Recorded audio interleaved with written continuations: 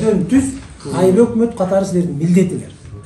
Ошол ишти силер жазайсыңар. Ошон үчүн жоопкерчиликке алып келдиңер. Кеп мына могул маселе боюнча. Как раз комиссия түзүлөт. Комиссияда бүт жанагы кеткен госрегистр, кадастр, баягы кеткен объектилердин бүт бардыгын документин тактап булардын. Канча алт объектпи, ошонун ичинен канчосу мыйзамсыз, канчосу мыйзамдуу түрдө кеткен. Аныктайсыздар. Бир. Экинчиси, ошол комиссияга чейин могул эмени ким жарыялады? Аукционду. Кайсы буйруктун негизинде гезитке ким жарыя берди? Түшүнүк катын полностью. Көп сурап атат ошентип. Мен деле өзүм деле кооперативдин мыйзамдарын кээде окуп калам да конституциядан. Бул жерде мындай болуп атат да, бирликтин жери бар, Навруздун жери бар, Набахарда, Пактаралдын жери бар, Ак Тилектин эгин-тегин жерлери деле жок. 2003-жылы реестр жүргөндө бесхоздун жерлерди учетко алгыла дегенде булар кооперативди кошуп туруп дагы алып киргизип ала бергенде. Мисалы үчүн мына шапка меники болбогондон кийин мен буну чекеге кылып, мына шапка бош эч ким эмес экен, буну мен учетко алам деп алышты ордуна общий эле киргизип сала берген. Спор юридический ошол жерден келип атат. Негизи кооперативдин мисалы ошо 22-парсездин мураскорлору ошо 4 кооперативдин ээлери болуп атпайбы? Пайыз доля турабы? Эми азыр эми биздин өзүбүздүн деле жерди кайра эле өзүбүзгө эле сатып атат да, мындайча айтып калганда, карагандачы. Ал туура эмес болсо керек деп ойлойм да. Анан мисалы айылыбызда шийпаң бар, азыр деле турат, магазин турат. Ошол эле протоколдордо ошо айылдын магазини, шийпаңы, садиги деп туруп элдин баласына калсын деп эч кандай выкуп-сукуптур эле ошо Ак Тилектин немесинде калып калган. Азыр деле элдин тагдырын эл чечет, чогулуш менен протоколдоштуп чечилет. Мунасында ошо ассоциация түзүлгөндөн кийин процентке пайыздык өлчөмгө бөлүнгөндөн кийин 13,2 деп атпайбы? Ошону азыр айтып атат, Коздорду 54 деле сотик деп атат да. Бул убакка чейин азыркы бизден ошо өздөштүргөн основатель Ак Тилектин дагы Султан аке дагы эмнеден гана чочуп жеп койгонбу дейсиң дагы катта кишиге эми аксакал болуп калган да. Биз аталар өтүп кеттир. Болсо сурайт элек, эй, мынаны чечип бергиле мына жаштарыбызга. Бирок азыр балдары бар да, закон ошо кооперативде иштеген, айлыгына чейин эсептелген списоктор менен бар да. Документ өзү жок болуп туруп, силер документиңер жок дегени менен адам бар да, живой адамдар жашап атпайбызбы? Анан Нажигендин бул жагы бирлик, бул жагы неме дейт да, Ак Тилектин жери каякта экен десе, Ак Тилек жетим козуга окшоп эле адырга алып чыгып бөлүп койгон да.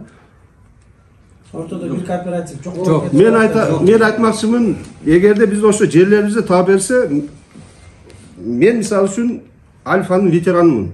Мугалиммин, мына 14 жылдан мугалим болуп иштейм. 4 жыл Альфада иштесем, мага окшогон балдар, жигиттер бар. Баткенде жүрүшөт.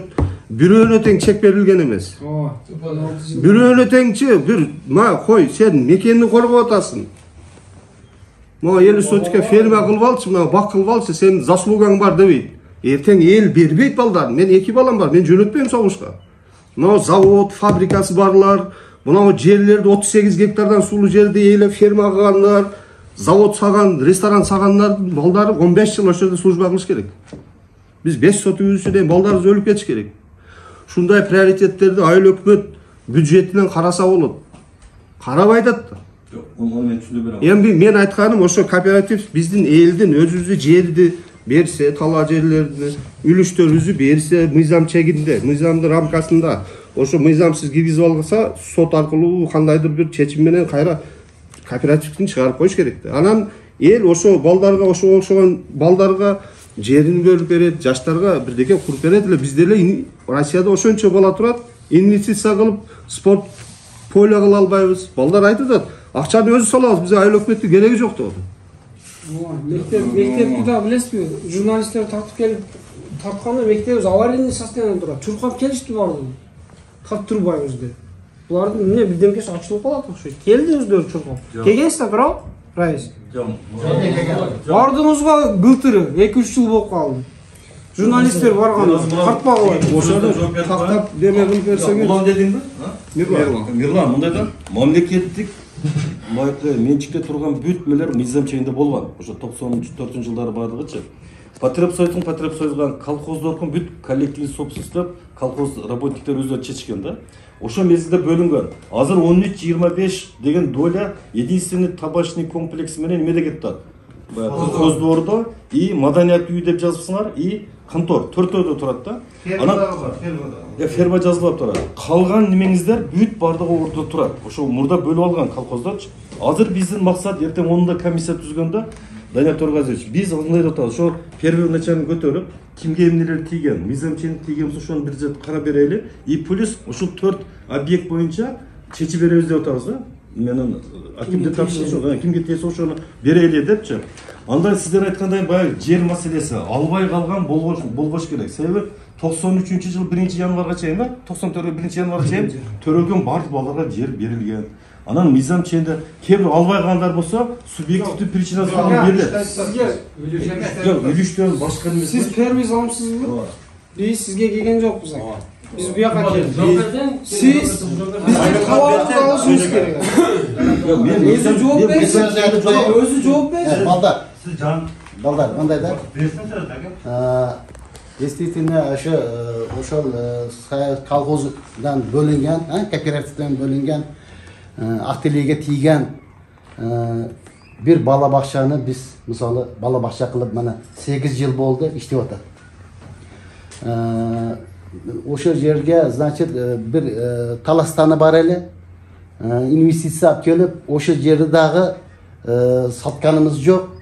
Мен айлык мат башчы болуп келгенден бери биз партия атындагы партия колхозунда 20 talastаны бар эле. Балдар жакшы билет. 20 balastandı 4 tane az biz bala bahçeye aylandırdık. Bir talastandı başlangıç mektepke aylandırdık. Emel da birisi şu Oktyabr участкасındaki talastan var. Talastan емес, balastan değil. Talastan. Şipan deyip koyuyoruz da. Şipanımız var. Şipanımız. Onu da Kuday birisi biz investisiya tartib, mana arablar bilan suylashib o'tamiz. Biz mana deputat bo'lib shaylanib ketdi. Biz Nurbayev Jaloliddin Fazil demiş. Xudo bersa o'sha arablar bilan biz suylashganmiz, nima qilib Jaloliddin. O'sha yerga biz bola bog'cha quraylik degan. Xudo bersa Bala bakçanız jөнүндө söz жок. Сен ачканал шыйпаңдарга бала бакчаңарга түздөн түз айыл өкмөт катары силердин милдетиңер.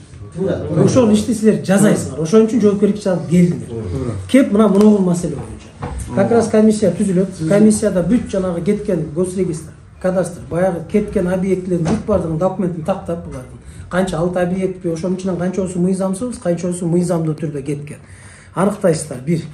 Экинчиси, ошол комиссияга чейин мунугул эмени ким жарыялады? Аукционду. Кайсы буйруктун негизинде гезитке ким жарыя берди? Түшүнүк катын полностью аласыздар. Экинчи маселеси мына гезитке кайра берген аукциондун эмесин жана жокко чыгарылды башка дегенде ким жарыя берди? Ону.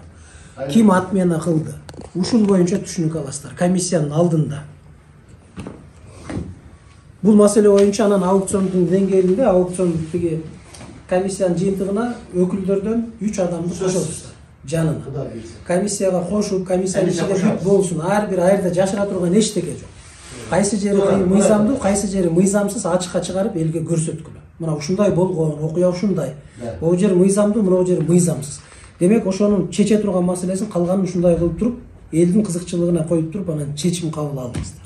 Комиссияны. Бул боюнча бүттү маселе. Экинчи маселе.